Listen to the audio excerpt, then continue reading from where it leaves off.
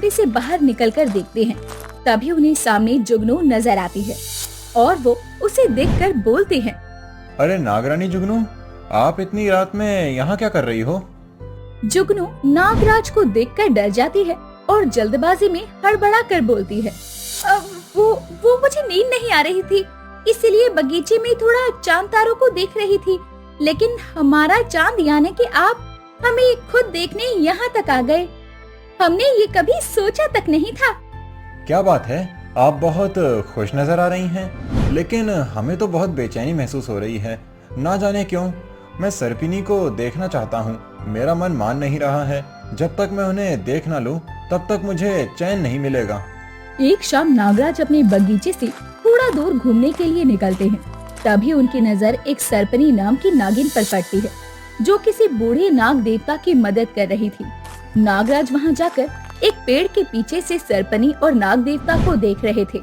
नाग देवता बहुत घायल हालत में थे। सर्पनी अपनी जादुई शक्तियों से नाग देवता को ठीक करने की पूरी कोशिश कर रही थी और आखिर में सर्पनी उन्हें ठीक करने में सफल हो जाती है। ये सब देखकर नागराज बहुत खुश होते हैं और उनके सामने आकर बोलते हैं, नाग देवता को मेरा प्रणाम। तुम कौन हो? मैं नागलोक का राजा हूँ नाग देवता। इतना सुनकर सर्पनी नागराज से बोलती है, मेरा नाम सर्पनी है नागराज, क्या आप मेरी एक मदद कर सकती हैं? बोलो सर्पिनी। नागराज, मैं नाग देवता की अंग रक्षक हूँ, इसीलिए मुझे नाग देवता को एक सुरक्षित जगह पर ले जाना होगा। क्या आप मेरी मदद कर सकते हैं? तो इसमें क्या परेशानी है आपको? आप हमारे नाग महल में रहिए, वहाँ आपको सारी सुविधाएं मिल जाएंगी, जिससे नाग देवता को भी किसी तरह से कोई दिक्कत नहीं होगी। ठीक है, आप हमारे ठहरने का इंतजाम करवा दीजिए। नागराज उन्हें नाग महल लेकर जाते हैं और उनके लिए सारे इंतजाम करवाते हैं। सर्पनी नाग देवता को कभी भी अकेला नहीं छोड़ती थी और तो और वो हमेशा उसकी रक्षा के लिए तैनात रहती। उसकी इस लगन को देखकर नागराज का दिल सर्पनी पर आ जाता है। एक दिन वो उसे मिलकर बोलते हैं, सर्पिनी, हम तुम्हें चाहने लगे हैं। तुम्हारी हर एक बात हमें बहुत अच्छी लगती है। हम तुमसे शादी करना चाहते हैं। तुम्हारी लगन और श्रद्धा देखकर हमारा दिल भी तुम्हारा गुलाम बनना चाहता है। लेकिन मैं आपसे शादी नहीं कर सकती। नाग देवता की रक्षा करना ही मेरा मकसद है। अगर मैं आपसे शादी करती हूँ तो मैं एक गृहस्थ जीवन में फंस कर रह जाऊंगी। नाग देवता की रक्षा करना ही मेरा कर्तव्य है और मैं इस कर्तव्य को निभाने में कोई कसर नहीं छोड़ूंगी। नाग देवता सर्पनी की बातें सुनकर बोलते हैं, सर्पिनी, तुम कब तक यूं ही मेरी वजह से अपना घर नहीं बसाओगी? मैं तुम्हें दुल्हन बनते देखना चाहता हूँ और ये मेरा हुक्म है। नागराज से अच्छा वर तुम्हें कहीं नहीं मिलेगा। अगर आपकी यही इच्छा है तो ठीक है, मैं नागराज से शादी करने के लिए तैयार हूँ। नागराज और सर्पनी की शादी की खबर नागराज की पहली पत्नी नागरानी जुगनू के कानों तक पहुँच जाती है और वो तिलमिला उठती है और नागराज के कमरे में जाती है, जहाँ नागराज सर्पनी की तस्वीर को बड़े ध्यान से देख रहे होते हैं। ये सब देखकर जुगनू तिलमिला उठती है और नागराज को गुस्से में बोलती है, ये मैं क्या सुन रही हूँ नागराज? मेरे होते हुए आप उस सर्पनी से शादी करना चाहते हो? क्या ये बात सच है? आखिर मेरे प्यार में क्या कमी रह गई थी? मुझे लगता है उस सर्पनी ने आपके ऊपर कुछ करवा दिया है। हाँ, ये सच है और जल्दी ही हम नागलोक को उनकी नई नागरानी सर्पिनी से मिलवाएंगे। नागराज, आपने मेरी तौहीन की है। ये मुझ पर लानत है कि हमारे रहते आपका दिल किसी और पर आ गया है। क्या रखा है उस बदसूरत नागिन में? उससे कई ज्यादा सुंदर तो मैं हूँ, उससे कई ज्यादा गुणवान हूँ मैं। जुगनू अपनी ये बात खत्म कर ही रही थी कि तभी वहाँ सर्पनी आ जाती है और जुगनू से बोलती है, नागरानी जुगनू, रानी तो आप ही रहेंगी। मैं तो सिर्फ नाम के लिए नागराज से शादी करूंगी।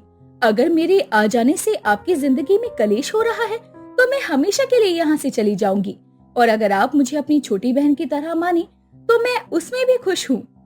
सर्पनी की बात सुनकर जुगनू का दिल पिघल जाता है और वो उससे बोलती है, तुम दिल की बुरी नहीं हो। मुझे लगा कि तुम्हारे आ जाने से मेरा अस्तित्व ही खत्म हो जाएगा, इसीलिए मैं डर गई थी। मुझे लगा था कि अब मेरे सम्मान की हकदार तुम हो जाओगी, लेकिन तुमसे मिलकर मेरी सारी गलतफहमियां दूर हो गई। मैं तुम्हें अपनी छोटी बहन के रूप में स्वीकार करती हूँ।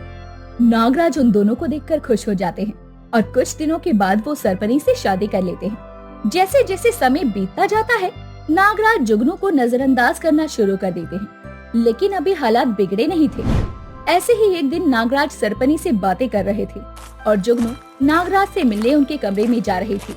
लेकिन कमरे के अंदर से आती आवाज को सुनकर जुगनू कमरे के बाहर खड़ी होकर नागराज और सरपनी की बातें सुन रही होती है। नागराज सरपनी की तारीफ करते हुए कुछ बोल रहे थे। सरपिनी, तुम मुझे अपनी काया से तो नहीं, लेकिन अपने साफ दिल से मेरे चित्त को चूर कर लेती हो। तुम्हारे ये जो मीठे बोल हैं, ये मुझे बहुत पसंद हैं। नागराज, आप राजा हैं, भला मैं कैसे आपके चित्त को चुरा सकती हूँ? काया और मुख से नागरानी जुगनू सुंदर है। ऐसा लगता है कि भगवान ने मेरी सुंदरता भी उनके नसीब में लिख दी है। सरपिनी, बात सुंदरता की नहीं, सुंदर मन की हो रही है, जो रानी जुगनू से ज्यादा मुझे आप में नजर आती है। वो अपनी सुंदरता से मेरे मन को मोह लेती हैं, लेकिन आपको देखकर मेरा मन शांत हो जाता है। नागराज, आप नागरानी जुगनू के बारे में ऐसा ना बोले। अगर उन्हें खबर हुई कि आप सिर्फ उनके चेहरे पर ही मरते हैं, तो वो मुझे जिंदा नहीं छोड़ेंगी। अरे मेरी प्यारी, जुगनू इतनी बुरी भी नहीं दिल की जो आपकी जान ले लेगी। वो आपको अपनी छोटी बहन की तरह मानती है। मैंने ऐसा नहीं कहा नागराज। उन्होंने तो हमेशा मुझे अपने दिल में जगह दी है, लेकिन जब उन्हें गुस्सा आता है तो वो किसी को भी नहीं बख्शती। कहीं उनके गुस्से की चपेट में मैं ना आ जाऊं। अरे तुमने उनका गुस्सा शांत करने के लिए तुम्हारे मीठे 4 बोल ही उनका दिल पिघाल देंगे।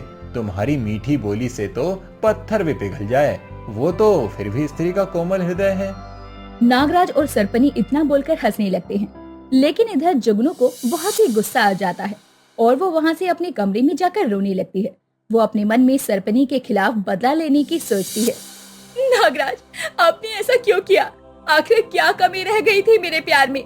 मैंने आपको हर तरह से चाहा, लेकिन आपने मेरी जगह उस सरपनी को दे दी। उसने अच्छा नहीं किया। आपकी और मेरे बीच में आकर उसे उसकी गलती का खामियाजा अपनी जान देकर चुकाना होगा। मैं उसे जिंदा नहीं छोड़ूंगी। मेरी हंसती खेलती जिंदगी को बर्बाद करने की सजा उसे मिलकर रहेगी। शाम होते ही वो बगीचे में सरपनी को टहलता देखकर उस पर पीछे से तलवार से हमला करती है। उसकी पीठ लहूलुहान हो जाती है। सरपनी अधमरी हालत में जमीन पर गिर जाती है। वो पीछे मुड़कर देखती है तो उसे देखकर हैरानी से बोलती है, नागरानी जुगनू, आपने मुझे मारने की कोशिश की। ऐसा क्यों किया आपने? मेरा बदला पूरा हो गया।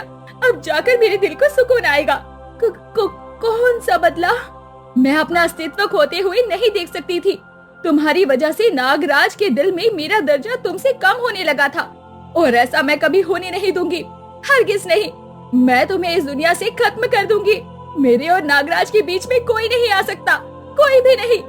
जुगनू अपने विष को सरपनी पर उगलती है और जुगनू घायल होकर जमीन पर गिर जाती है। नागराज अपने कमरे में सो रहे होते हैं और बेचैनी से उनकी आंख खुल जाती है। वो बाहर टहलने के लिए निकलते हैं। वो जुगनू को सही सलामत देखकर सरपनी के कमरे में जाने की बात बोलते हैं। तभी जुगनू मन में सोचती है, कहीं नागराज को ये एहसास तो नहीं हो गया कि सरपनी मर चुकी है। नहीं, ऐसा नहीं हो सकता। मुझे इन्हें रोकना होगा। अरे, आप खामखा ही घबरा रहे हैं। कुछ नहीं हुआ है सरपनी को। आप मेरे पास बैठिए जरा। नहीं जुगनू, हमें कुछ नहीं लग रहा। हमारा मन नहीं मान रहा इस बात को मानने का। हमें जाने दो।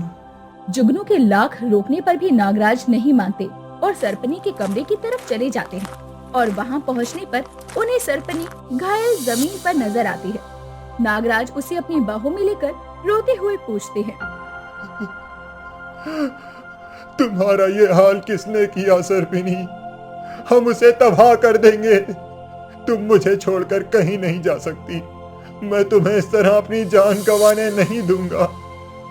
मैं तुम्हें बचा लूंगा। आप अपना ख्याल रखना और नागरानी जुगनू का भी। मेरी मौत की जिम्मेदार कोई नहीं, नागरानी जुगनू है। सरपनी इतना बोलते ही नागराज की बाहों में दम तोड़ देती है। नागराज जुगनू का नाम सुनते ही आग बबूला हो जाते हैं और जुगनू के पास जाकर उस पर अपने गुस्से से प्रहार करते हैं और अपनी जादुई शक्तियों से वो उसे तबाह कर देते हैं। जुगनू पल भर में ही अपने प्राण त्याग देती है।